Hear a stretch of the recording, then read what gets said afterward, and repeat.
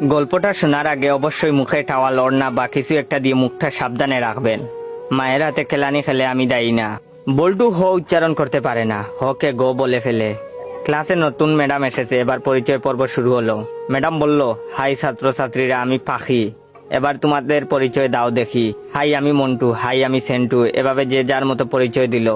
এবার বল্টুর পালা। বল্টু বলল, গাই আমি বল্টু। ম্যাডাম বললেন, কি বললে হারামি? বল্টু বলল, গাই বললাম, আপনি আমাকে গাই বলেছেন, আমিও আপনাকে গাই বললাম। ম্যাডাম বললেন, কি তোর সাহস কি করে হলো আমাকে গাই বলতে? কে তোকে এসব বলতে বলেছে, বল আমাকে।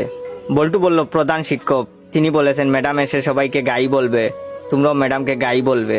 বল্টুর কথা শুনে ম্যাডাম কাঁদা শুরু করলো। এমন সময় পাশের ঘর থেকে হেড স্যার আসলো। হেড স্যার আবার ক বলতে পারে না, ক কে প বলে ফেলে। হেড স্যার এসে বললেন, কি ব্যাপার ম্যাডাম, এভাবে পাচ্ছেন যে? প্রথম দিনেই ম্যাডাম রে এভাবে পাদানো হলো কেন? হেড স্যারের কথা শুনে ম্যাডাম আরো জুড়ে জুড়ে কাঁদা শুরু করলো। হেড স্যার বললেন, প্লিজ ম্যাডাম, আপনি এত জুড়ে জুড়ে পাদবেন না, আজ আপনার প্রথম দিন, আপনি এত জুড়ে জুড়ে পাদলে মানুষ কি ভাববে? প্লিজ আস্তে আস্তে পাদুন, তাহলে আমরা ছাড়া আপনার পাদার শব্দ অন্যরা শুনতে পাবে না। হেড স্যারের কথা শুনে ম্যাডাম তো কাঁদতে কাঁদতে বেঞ্চের উপর শুয়ে পড়লো। এমন সময় টিওনো হাজির।